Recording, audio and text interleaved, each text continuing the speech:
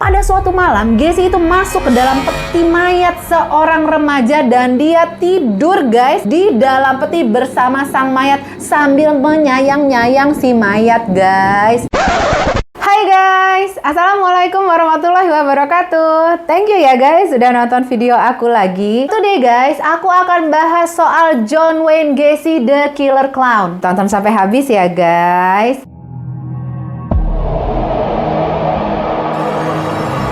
John Wayne Gacy adalah seorang penghilang nyawa berantai. Gacy memperkaos, menyiksa, dan menghilangkan nyawa sedikitnya 33 remaja laki-laki dan remaja putra di Cook County, Illinois. Gacy mengubur sebagian besar korban di bawah rumahnya. Gacy juga dikenal sebagai badut pembunuh karena kebiasaannya mengenakan kostum dan riasan badut. Gacy memiliki masa kecil yang penuh kekerasan dan berjuang dengan orientasi suka sesama jenis. Dia memikat korbannya dengan janji pekerjaan konstruksi atau tipu muslihat lainnya. Dian melakukan penodaan dan penyiksaan sebelum menghilangkan nyawa mereka. Gacy ditangkap pada tahun 1979 dan tahun berikutnya dia dihukum atas 33 penghilangan nyawa. Gacy dieksekusi mati pada Mei 1994.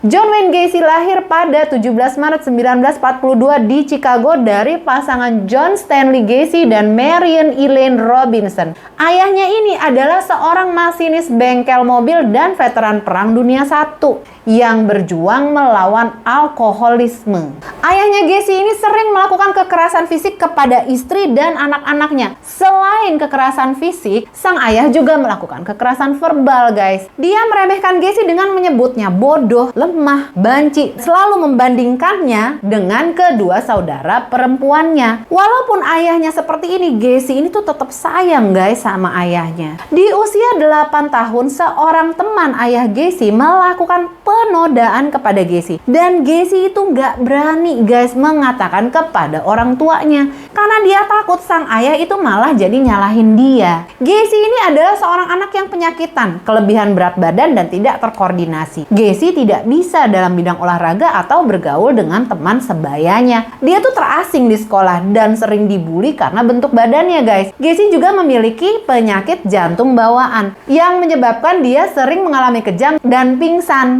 Karena hal ini akhirnya Gacy jadi sering bolak-balik keluar masuk rumah sakit guys. Dalam kejadian ini si ayah malah menuduh Gacy memalsukan penyakitnya hanya untuk mendapatkan perhatian. Di masa ini juga Gacy akhirnya menyadari bahwa dia tertarik dengan pria. Pekerjaan pertama Gacy adalah di rumah duka sebagai seorang pembersih. Dia tinggal di rumah duka itu guys. Pada suatu malam Gacy itu masuk ke dalam peti mayat seorang remaja dan dia tidur guys di dalam peti bersama sang mayat sambil menyayang-nyayang si mayat guys. Emang udah di luar garis yes. Setelah itu guys, akhirnya Gacy memutuskan balik lagi ke rumahnya. Dan dia mulai bekerja sebagai salesman dan manajer di sebuah perusahaan sepatu. Padahal nih guys, dia itu sebenarnya gak lulus SMA. Tapi Gacy sempat bersekolah dan lulus dari Northwestern Business College di Chicago. Pada tahun 1964, dia bertemu dan bertunangan dengan Marilyn Myers. Ayah mertua Gacy memiliki 3 restoran KFC di Waterloo, Iowa. Dan Gacy pindah ke sana bersama sang istri untuk mengelola restoran sang ayah mertua. Dari pernikahannya dengan Myers, Gacy itu memiliki 2 orang anak guys yang bernama Michael dan Christine. Gacy ini terlibat dalam Partai Demokrat di pinggiran Chicago pada tahun 1970-an. Dia terjun ke politik untuk memusuhi ayahnya yang mengejek minat Gacy terhadap politik. Dan menurut Gacy ini adalah cara untuk mendapatkan penerimaan dari sang ayah. Karena ayahnya membuat Gacy merasa tidak pernah cukup baik. Gacy sangat disukai di komunitasnya. Gacy mengorganisir pertemuan budaya dan aktif dalam organisasi politik dan kelompok sipil JCs. Pada masa ini nih guys, adalah masa paling membahagiakan dalam hidupnya Gacy. Jadi di sini dia akhirnya mendapatkan pujian yang sangat amat dia banggakan dari sang ayah dengan mengatakan bahwa, "Maaf ya boy, ayah salah boy."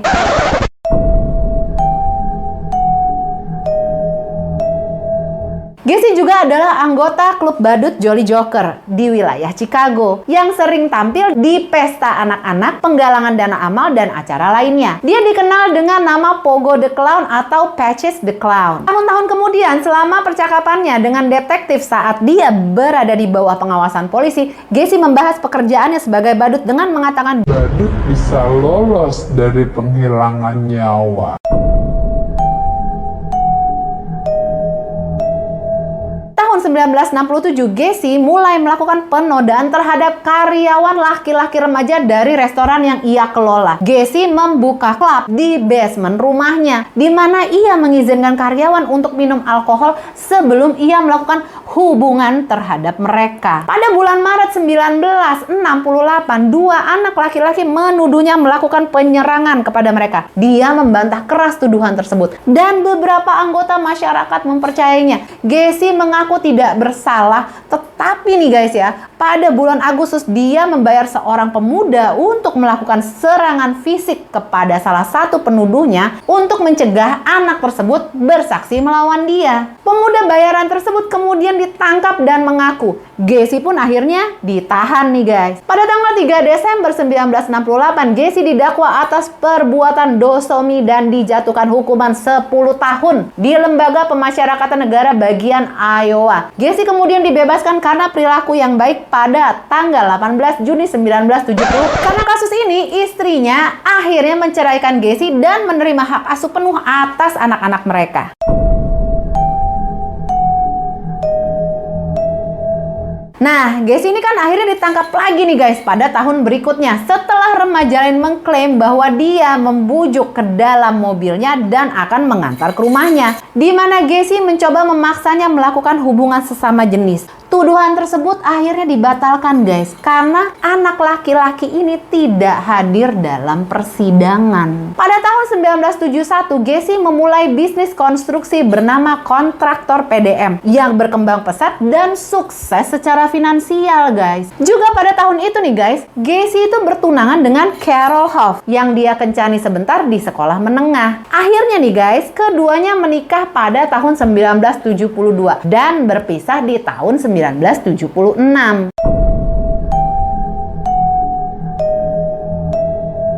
Gacy melakukan penghilangan nyawa pertamanya pada Januari 1972 terhadap Timothy McCoy yang berusia 16 tahun. Gacy mengetahui bahwa dia menerima kepuasan dengan menghilangkan nyawa McCoy. Menurutnya kematian adalah sensasi yang menggetarkan. Luar biasa ya kesimpulannya bapak ini ya. Senggol nih, dudapir, au, selebeu meledak, cuaks, au.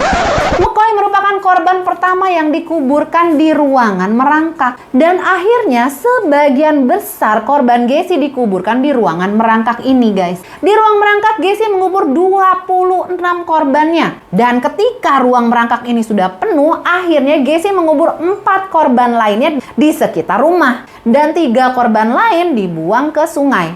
Karena banyaknya korban yang Gacy kuburkan di bawah rumah tentu saja akan mengeluarkan bau kan guys. Tapi ketika ada yang bertanya soal bau ini, Gacy ini selalu mengatakan dia punya masalah di saluran pembuangan. Nah guys, ada nih salah satu korban yang dia tinggalkan hidup-hidup, yaitu Robert Donnelly, seorang mahasiswa berusia 19 tahun yang dia culik dari halte bus Chicago. Setelah membawa Donnelly ke rumahnya, Gacy memperkaos dan menyakiti Donnelly, tapi akhirnya Gacy membiarkannya pergi dan memperingatkan untuk tidak memberitahu siapapun. Namun ya guys, ya udah pastilah si Donnelly melaporkan ke polisi. Sayangnya nih guys, ketika dia melapor terus kan akhirnya kan petugas polisi ini kan menyelidiki ya guys. Gacy ini malah mengatakan apa yang terjadi saat itu atas dasar suka sama suka guys. Dan tahu nggak guys, polisinya percaya dong. Aduh.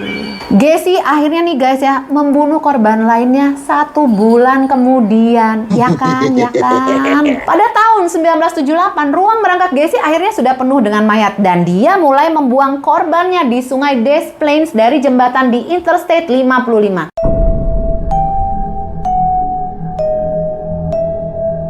Pada 11 Desember 1978, Robert Pierce yang berusia 15 tahun hilang setelah memberitahu teman kerjanya di farmasi bahwa dia akan menemui Gacy untuk mendiskusikan tentang pekerjaan konstruksi. Dikarenakan sampai jam pulang kerja Robert ini tidak kembali ke farmasi, akhirnya keluarga Robert mengajukan laporan orang hilang dong ke polisi. Gacy tuh sempet ya dipanggil untuk datang ke kantor polisi, tapi dia itu baru datang jam 3 pagi besoknya guys, dalam keadaan kotor penuh lumpur dan mobilnya pun penuh dengan lumpur. Dia beralasan nih guys mengalami kecelakaan mobil dekat sungai Des Plaines. Padahal ya guys, malam itu dia membuang mayat Robert ke sungai. Hasil pelaporan hilangnya Robert ini menyebabkan penggeledahan di rumah Gacy di Northwood Park. Pihak berwenang akhirnya menemukan beberapa barang mencurigakan di sana, termasuk lencana polisi, pistol, jarum suntik, porn film, dan barang-barang yang kemudian mereka ketahui milik beberapa korban Gacy. Dan Gacy masih mengaku tidak mengenal Robert. Bisa-bisanya ente. Sabar aja Bu. Sabar aja ya? Iya, sabar aja. Sabar enggak juga? Iya ya. Enggak enak. Habis duit ya. Habis kita. Setelah pengawasan dan penyelidikan polisi yang penuh drama dan lama ya guys, polisi akhirnya menemukan tanda terima milik Robert di rumah Gacy. Bertentangan dong ya dengan klaimnya Gacy yang katanya kagak kenal sama si Robert. Nah, hal ini guys mengakibatkan penggeledahan lebih lanjut lagi di rumah Gacy yang akhirnya mengarah pada penemuan beberapa parit berisi sisa manusia guys. Itu ditemukan di ruang merangkap di bagian bawah rumah Gacy. Akhirnya nih guys, Gacy ngaku kalau dia sudah menghilangkan nyawa sekitar 30 orang. Setelah mendapat informasi bahwa sekarang ia menghadapi tuduhan pembunuhan, Gacy akhirnya mengakui bahwa sejak tahun 1972 dia telah melakukan sekitar 25-30 kali pembunuhan. Gacy mengaku kepada pihak polisi bahwa ia mengambil remaja laki-laki dari jalanan, atau yang lari dari rumah, atau gilogo anak-anak dari stasiun bus Greyhound Chicago guys. Dan dia membawa mereka ke rumahnya. Hal ini nih guys dilakukan dengan cara menjanjikan mereka pitih guys untuk berhubungan atau menawarkan pekerjaan di perusahaan konstruksi miliknya. Atau nih ya guys, ya emang langsung aja dengan kekerasan. Begitu mereka sampai nih guys di rumahnya, dia akan menyakiti dan menghilangkan nyawa mereka.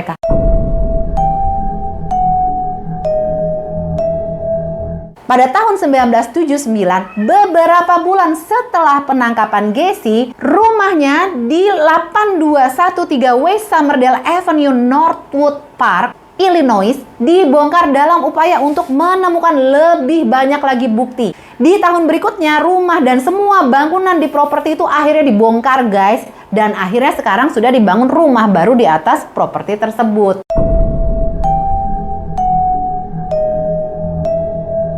Persidangan Gacy dimulai pada tanggal 6 Februari 1980 karena Gacy telah mengakui kejahatannya. Tapi nih guys, argumennya itu sekarang terfokus pada apakah dia gila dan kemudian bisa dengan gampang dikirim ke RSJ atau dihukum atas kejahatannya. Gacy menghabiskan ratusan jam dengan dokter di Menard Correctional Center di Chester, Illinois. Gacy mencoba berargumen bahwa dia memiliki kepribadian ganda. Ngarang-ngarang baik ya. Gacy mengaku tidak bersalah dengan alasan kegilaan dan dia diadili atas 33 tuduhan penghilangan nyawa. Penuntut berargumen bahwa Gacy itu waras dan bisa mengendalikan tindakannya nih guys. Terlihat dari langkah-langkah rumit yang diambil Gacy untuk mempersiapkan dan menyembunyikan hasil pembunuhannya itu. Nah, pada 12 Maret 1980 setelah pertimbangan singkat juri, akhirnya Gacy dinyatakan bersalah karena melakukan 33 penghilangan nyawa dan dia dikenal sebagai salah satu penghilang nyawa berantai paling kejam dalam sejarah Amerika. Gacy dipenjara di pusat pemasyarakatan Menard di Chester dan sempat mengajukan banding meskipun dia sebelumnya telah ngaku. Gacy kemudian membantah bersalah atas tuduhan tersebut. Setelah Mahkamah Agung Amerika Serikat menolak banding terakhir Gacy pada bulan Oktober 93, dia akhirnya dieksekusi metong guys. Kata-kata terakhirnya sini guys, katanya dia mengatakan kiss my. Namun nih guys, jaksa yang mengadili kasus tersebut dan menghadiri eksekusinya mengatakan si Gacy ini sebenarnya kagak ngomong apa-apa. Jadi dia diam aja guys waktu itu. Gacy dieksekusi dengan suntikan mematikan. Dan ini guys adalah akhir dari kehidupan John Wayne Gacy, The Killer Clown.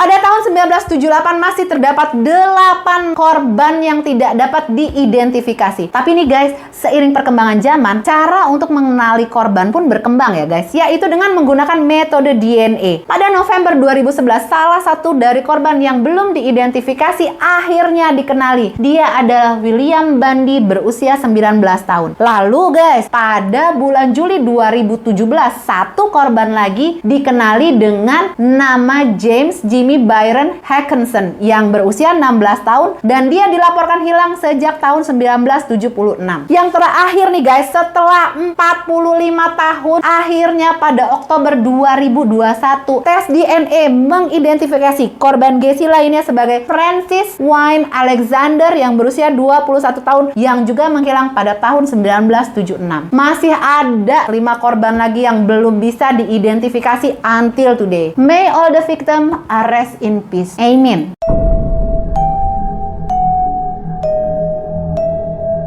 Kesimpulannya nih guys, Gacy itu merupakan salah satu tokoh masyarakat yang cukup dikenal baik ya guys. Sehingga ketika ada pelaporan tentang kejahatan yang dituduhkan kepadanya, banyak masyarakat dan pihak berwajib yang nggak percaya. Padahal ya guys, justru kadang-kadang orang yang kayak gini nih yang amat berbahaya. Jadi guys, seperti kata pepatah zaman dulu, don't judge book by its cover. Yang artinya guys, jangan percaya aja lu kalau dia ngomongnya manis. Siapa tahu dia serigala, bulunya buaya, coy. Guys, kesayangan aku, thank you banget yang udah nonton video ini sampai habis. Jangan lupa klik like ya kalau suka video ini. Klik komen ya untuk video apa ya berikutnya. Dan jangan lupa klik subscribe ya guys. Terus nyalain loncengnya untuk dapat notifikasi dari aku. Assalamualaikum, see you and bye guys.